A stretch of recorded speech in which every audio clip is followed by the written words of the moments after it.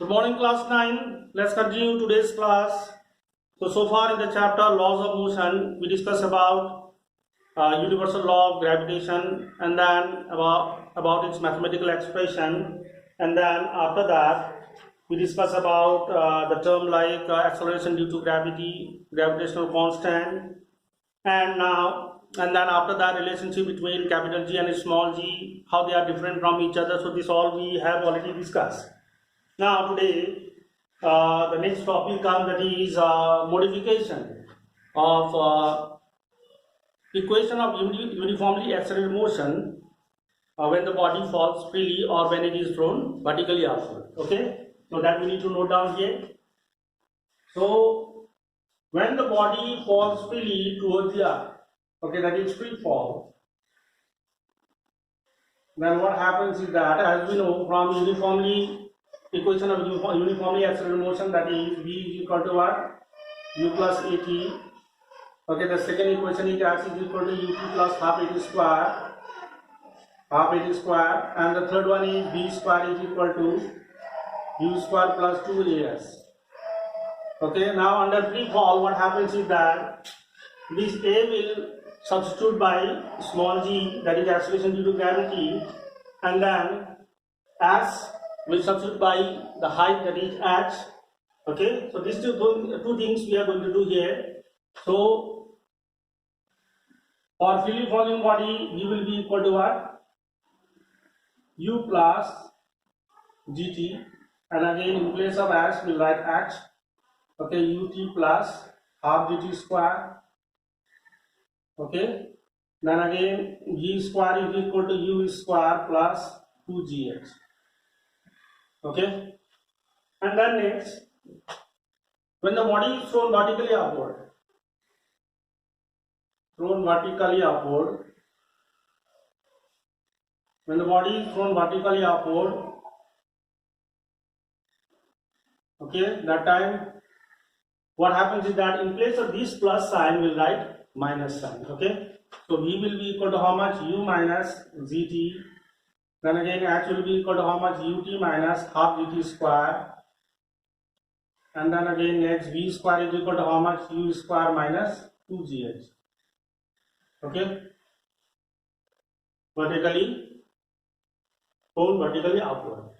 Okay, so this is about the equation of uniformly accelerated motion under the gravity and away from the gravity. This all you just note down in your copy. And then comes the difference between mass and weight of the body, mass and weight. Okay, how mass is different from the weight of the body? Mass is actually, it is the quantity of the matter contained in a particular substance, how much matter is present in it. Okay, that determines, or that gives the value of mass. It's given here like that, like this. It is a measure of quantity of matter contained in the body at rest. Okay, quantity of matter, how much quantity of the substances are present in it. Okay, gives you the value of mass. Okay, and then if you talk about the weight is actually the force with which the body is attracted towards the center of the earth. So the force with which the body is attracted towards the center of the earth is called the weight of the body. The next point of difference you can write, you can compare whether they are scalar or vector quantity. Mass is always a scalar quantity. Scalar quantity means it is described completely by its magnitude only. And if you talk about the weight is a vector quantity. Okay, it depends on the direction.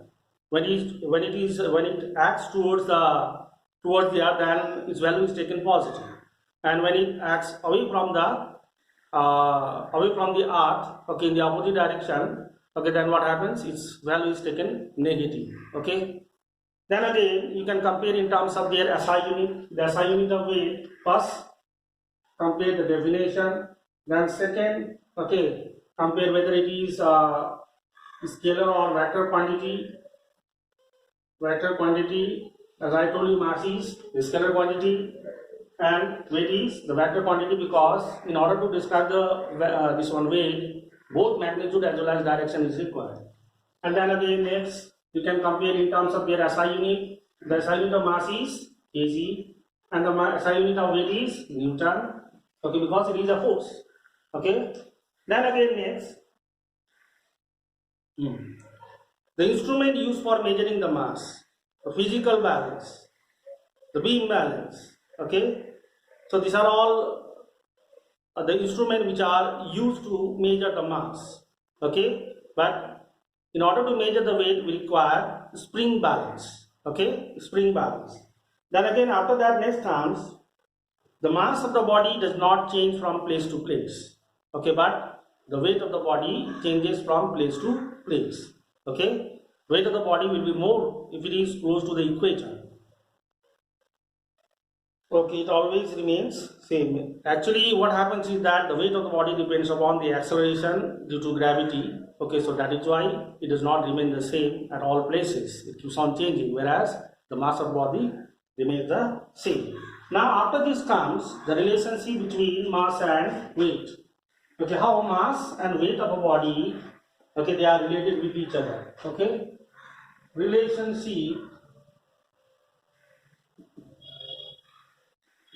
between mass and weight. Okay, mass and weight. Now, so you need to remember that weight of the body is equal to, as we know that force is equal to F is equal to ma. So here W is what? It is a force. Okay, weight is what? Force. So W is equal to mass into acceleration due to gravity. So this equation gives the relationship between weight and mass of the body.